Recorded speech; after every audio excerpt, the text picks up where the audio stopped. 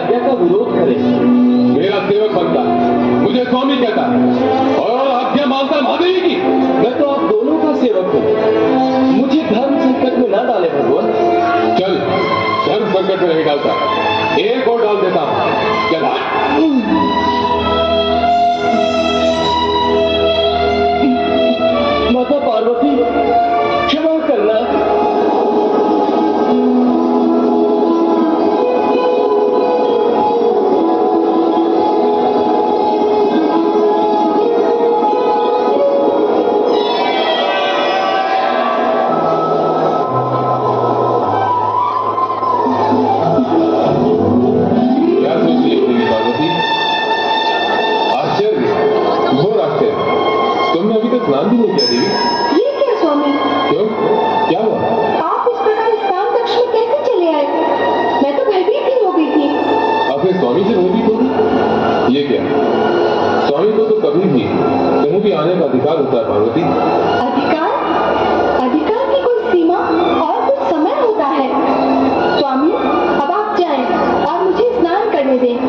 जैसी तुम्हारी इच्छा है।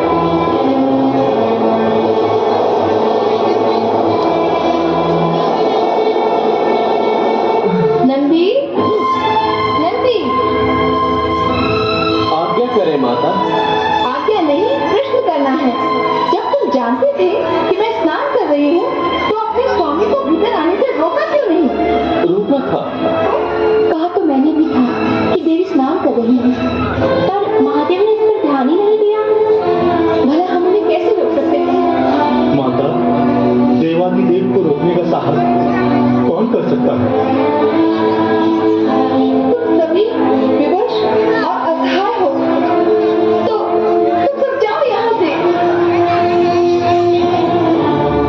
हमारे चले जाने से क्या समस्या हल हो जाएगी? कैसी समस्या? सुरक्षा की समस्या। कल फिर इसी प्रकार की घटना घट सकती है। महादेव तो आपके पति हैं, इसलिए ये घटना इतनी दुखद नहीं हुई। अन्य कोई होता अथवा भविष्य में कोई हुआ तो सुरक्षा की व्यवस्था आवश्यक है। एकांत सुरक्षा के लिए किसी विशेष व्यक्ति को ही नियुक्त करना होगा। यहाँ तो सब महादेव के गण हैं, उनकी सेवा में है। आपका कोई गण नहीं जो आपकी सेवा सुरक्षा करे। नंदी आपका गण होता तो क्या सरलता से महादेव को प्रवेश करने देता? स्वामी की स्वामी भक्ति में, स्वामिनी की सुरक्षा का कर्तव्य पूर्ण करने में वह चूक गया। ठीक कहती हो तुम लोगों। मुझे इस विषय में गंभीरता से विचार करना ही होगा।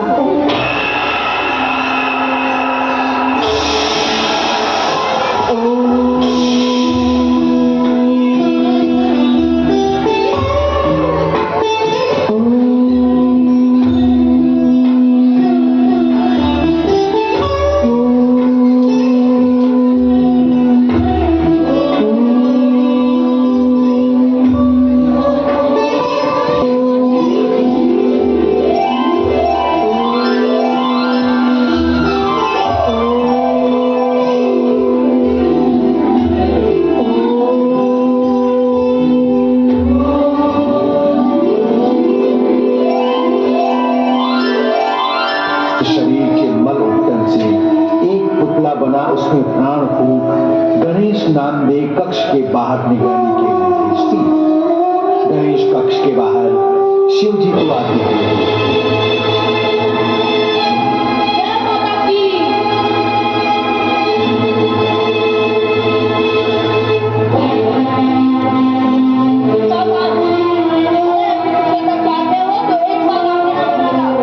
एक देश बालक, मेरा मार्ग अवरुद्ध करने वाला तू कौन है? मैं उनका पुत्र विश्वेश्वराय, गौरीश्वराय, गणपति गणेश। माता ने डटने के लिए कहा है, हटने के लिए नहीं। ये किससे पाला पड़ गया कैलाशपति? तू जानता है 14 ब्रह्मांडों में मेरे मार्ग को अवरुद्ध करने का दुस्साहस कोई नहीं कर सकता। तू बालक है इसलिए। ये तो क्या युद्ध करने का विचार है? आ जाओ। ए, बालक, मोटा मुंह और बड़ी बात करता है। हट जा नहीं तो।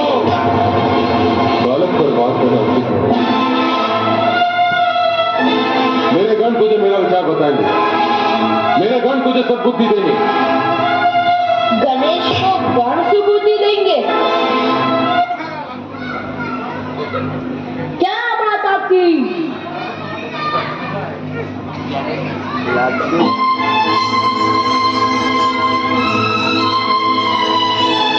सावधान, एक बात भी माता की कक्ष की ओर बढ़ाया तो माता का नाम लेके माता बोल दूंगा तुम सबका। बालक को बड़ा उत्कंठ है। तो दंड नहीं, हाथ में दंड है, और ये दंड मर्यादा का उल्लंघन करने वालों को दंडित करने के लिए है। अभी तुझे गेंद की तरह उछाल देते हैं। चलो। ये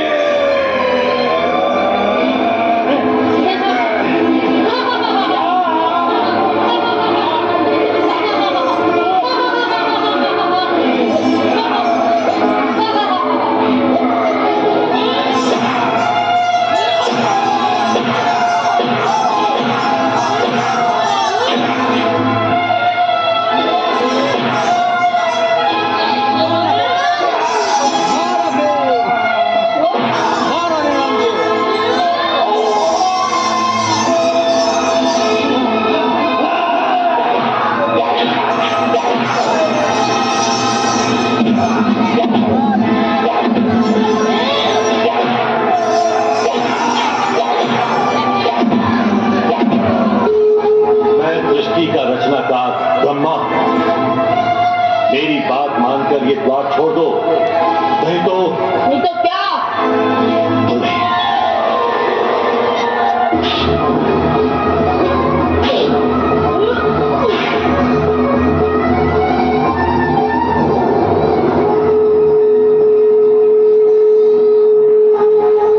मैं जगत का पालनहार श्री हरि विष्णु तुमसे ये निवेदन करता हूं कि द्वार छोड़ दो। मेरी माता की आज्ञा के अनुसार ये संभव नहीं। नहीं,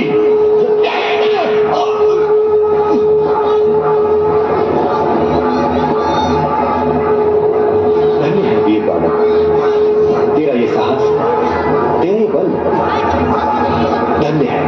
इस विनाश लीला का अंत करे महादेव।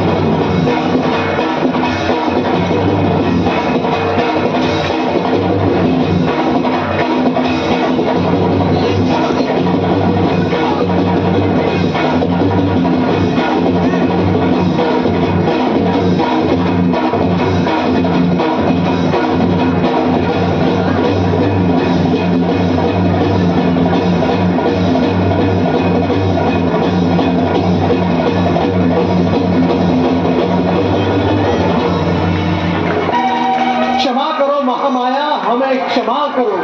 हे महाशक्ति, हे मातेश्वरी, जगत को सर्वनाश से उबारिए। हमारे अपराध क्षमा करो महामाया, हमारे अपराध क्षमा करो।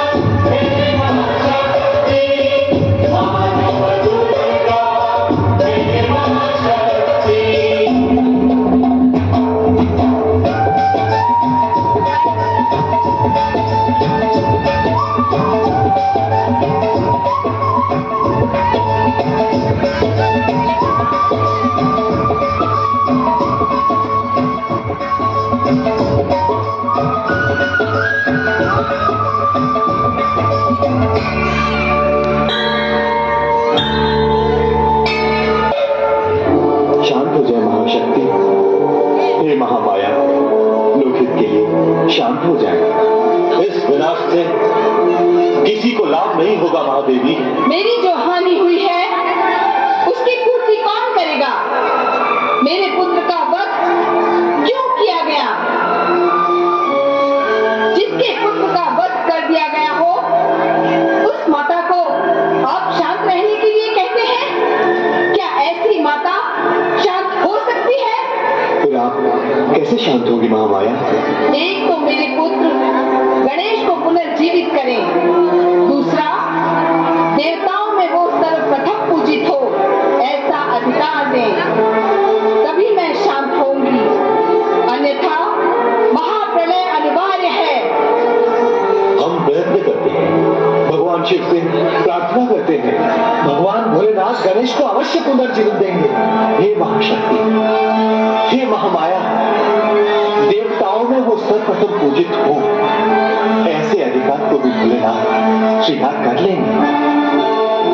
अब हम सब सदाशिव के पास जाते हैं।